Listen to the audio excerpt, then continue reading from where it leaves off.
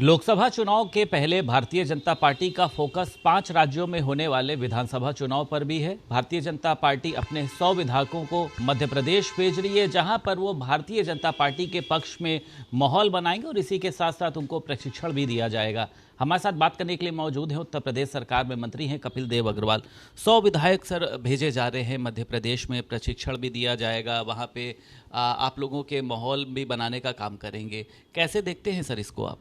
देखिए, भारतीय जनता पार्टी अपना एक पूरा परिवार है और सभी विधायक बाद में हैं। पहले वो पार्टी के संगठन के कार्यकर्ता हैं। संगठन खड़ा रहेगा तो विधायक बनेंगे, विधायक बनेंगे, सरकारें बनेंगी। तो सर्वप्रथम मुझको लगता है कि महत्वपूर्ण जिम्मेदारी प्रत्येक कार्यकर्ता ये है कि भारतीय जनता पार्टी कैसे मजबूत हो। उसी निमित्त माननीय राष्ट्रीय अध्यक्ष JP नड्डा जी के द्वारा, आदरणीय अमित शाह जी के द्वारा और हमारे संगठन के अन्य पदाधिकारियों के द्वारा हर चुनाव के अंदर योजना बनती है कि महत्वपूर्ण लोग, जिम्मेदार लोग, जिनका अनुभव है, जो काम करना जानते हैं, अपने अपने क्षेत्रों में चुनाव जीत करके आते हैं, तो उन क्षेत्रों के अंदर जाएँ, बातचीत करें और बातचीत करके कार्यकर्ताओं का मनोबल बढ़ाने का काम करें। और अगर चुनाव में उनकी ड्यूटी लगाई जाती है तो चुनाव जीत करके आए, इसमें कोई बुराई बात नहीं है। अच्छी समाजवादी पार्टी भी सर लगातार प्रशिक्षण कार्यक्रम चला रही है। अखिलेश यादव बांदा में मौजूद है, वहां पर उन्होंने अपने बयान में कहा कि भारतीय जनता पार्टी जो है वो अधिकारियों से मिलकर सरकार चला रही है और जब हमारी सरकार आएगी तो हम अधिकारियों के ऊपर मुकदमा दर्ज करवाएंगे। कैसे देखते हैं इस बयान को? नहीं तो ये अखिलेश जी तो स्वयं मुख्यमंत्री रहे हैं, क्या अधिकारियों के बिना सरकार चल सकती है? अधिकारी और जनप्रतिनिधि या सरकार एक दूसरे के पूरक हैं, तो जितना काम होता है अधिकारियों के माध्यम से ही होता है। इसमें कौन सी नई बात उन्होंने कह दी? तो अधिकारी तो महत्वपूर्ण अंग शासन व्यवस्था का है और अधिकारियों के माध्यम चलती है। जो आदेश होता है, हमको भी कोई काम करना होता है तो अधिकारी को बोलते हैं कि काम ऐसे नहीं ऐसे करना है, ये हमारी राय ये है। तो जैसा भी आपस में समन्वय बनता है वैसा काम होता है। तो सरकार की परफॉर्मेंस बढ़िया आए तो इसमें अधिकारियों से तालमेल तो बहुत ज़रूरी है। तो मुझको लगता है अखिलेश जी ऐसी टिप्पणियाँ करते हैं जिनका कोई सिर पैर नहीं है, कोई औचित्य नहीं है।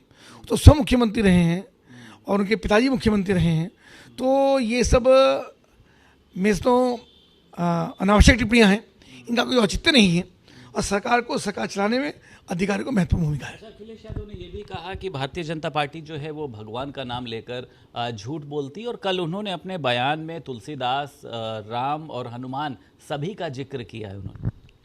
अच्छा है, देखिए ये देश सनातन संस्कृति का देश है, भगवान राम का देश है, भगवान कृष्ण का देश है, स्वामी विवेकानंद का देश है, भगवान बुद्ध का देश है।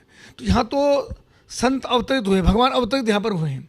पर ये ईश्वरीय कृपा है, ये भगवान राम की कृपा, हनुमान जी की कृपा है कि अखिलेश जी को भी और हनुमान जी की, राम की याद आने लगी।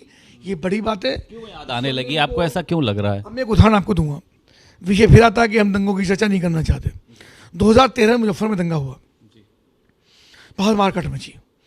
समाजवादी पार्टी के मुस्लिम तुष्टीकरण के कारण दंगा, उसके विस्तार से नहीं जाना चाहता, पर एक उदाहरण मैं आपको बताऊंगा कि जिसे में अखिलेश जी ने यहाँ से मुजफ्फरनगर के लोगों से शांति बनाए रखने की अपील की।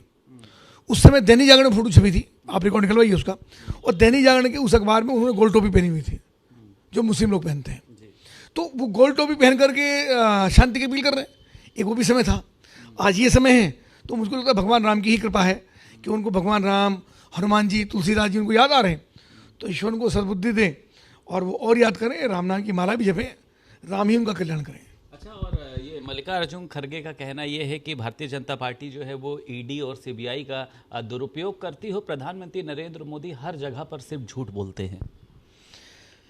खड़गे जी क्या कहते हैं उसका कोई औचित्य नहीं है। देखिए, आदरणीय प्रधानमंत्री मोदी जी, ये जनता से पूछिए। मैं तो पार्टी का कार्यकर्ता हूँ, मैं तो वही बोलूँगा जो मुझको बोलना चाहिए। पर आप जनता के पास जाइए, गरीब आदमी पर, रिक्शा वाले के पास, रेड़ा वाले के पास, ठेले वाले के पास, मूंगफली और चाट बेचने वाले के पास, वो आपको बताएगा कि सच्चाई क्या है, गरीबों का कितना कल्याण हुआ है, गरीबों के चेहरे पर कितनी मुस्कान आई है। आप सड़क पर काम करने वाली, मजदूरी करने वाली श्रमिक महिला से पूछिए कि महिला के चेहरे पर विश्वास है और वो कॉन्फिडेंट है कि मेरे साथ कोई अन्याय नहीं हो सकता, मेरे साथ कोई दुर्व्यवहार नहीं हो सकता। ये आदरणीय मोदी जी का, आदरणीय योगी जी का काम करने की शैली और उनका कमाल, उनका व्यक्तित्व का है कि आज जहाँ तक झूठ बोलने का विषय है, सारी दुनिया जानती है, पूरा हिंदुस्तान जानता है कि प्रधानमंत्री जो बोलते हैं वो जो सोचते हैं वो बोलते हैं और जो बोलते हैं उसको करके दिखाते हैं। इतनी तेज़ी से 9 वर्ष के अंदर जितने कार्यकाल में उनके काम हुआ, इतनी शीघ्र कितने शॉर्ट टाइम में संसद बनकर तैयार होगी, इतने बड़े हाईवेज बन रहे हैं, रेलवे कनेक्टिविटी हो रही है, एयर कनेक्टिविटी हो रही है, इसरो में हम जाकर के हम धमाल कर रहे हैं। तो सारी चीज़ें गरीबों का कल्याण हो रहा है। गरीबों को लगभग 3.5 वर्ष से 80 करोड़ लोगों को लगातार खाद्यान्न मिल रहा है। उत्तर प्रदेश के अंदर 24 घंटे बिजली मिल रही है। यानी चीज़ें मैं घंटों चर्चा आपसे कर सकता हूँ हर विषय को लेकर के। विपक्ष की मुंबई में सर एक जो उनका गठबंधन का नाम दिया है उन्होंने, इंडिया, जिसका आप लोग I.N. कहते हैं, एक बैठक होने जा रही है, कहा जा रहा है अखिलेश यादव को एक बड़ी जिम्मेदारी मिल सकती है।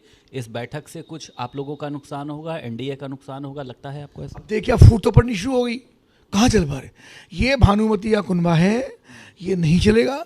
ये 3 महीने भी नहीं चल सकता। 3 महीने में इसके 3 पार्ट हो जाएंगे, मुझको पूरा भरोसा है। क्योंकि सारे प्रधानमंत्री के साथ, देखिए, गठबंधन में हम लोग भी हैं, पर हमारे नेता एक हैं। इस पार्टी में जो गठबंधन करता है उनको पता है कि नरेंद्र मोदी ही नेता हैं। उनका कहना है आपके पास चेहरा ही नहीं है, हमारे पास तो बहुत सारे चेहरे हैं। बहुत सारे, तो बहुत सारे तो सभी प्रधानमंत्री बनना चाहते हैं। एक अनार 100 बीमार, एक अनार 100 बीमार, पुरानी कहावत है। तो कुर्सी एक है और जितनी पार्टियां उसे डबल दावेदार, चूंकि एक पार्टी के अंदर भी 2 दावेदार हैं। एक पार्टी में एक दावेदार नहीं है।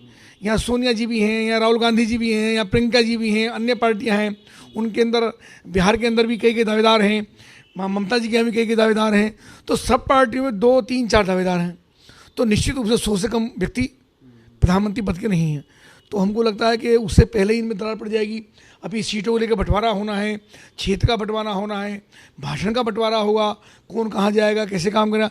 केजरीवाल बैठे हैं, वो भी हालांकि मुझे ऊँचे नहीं रखते हैं, पर मुझ तरह बैठे हैं कि मुझको प्रधानमंत्री बनना, चूँकि 2 प्रदेशों में सरकार मेरी है।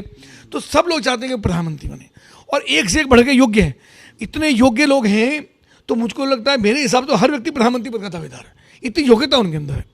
तो सबको प्रधानमंत्री 2-2 महीने का एक टाई अप करना चाहिए। 2-2 महीने, 5 वर्ष यानी 12 × 60, तो 60 का मतलब 30 प्रधानमंत्री 5 वर्ष के अंदर बन सकते हैं।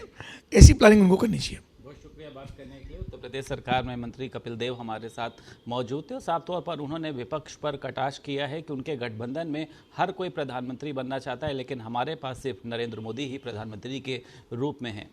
लखनऊ से वीडियो जर्नलिस्ट कुमार सौरभ के साथ संदीप खेर, भारत समाचार।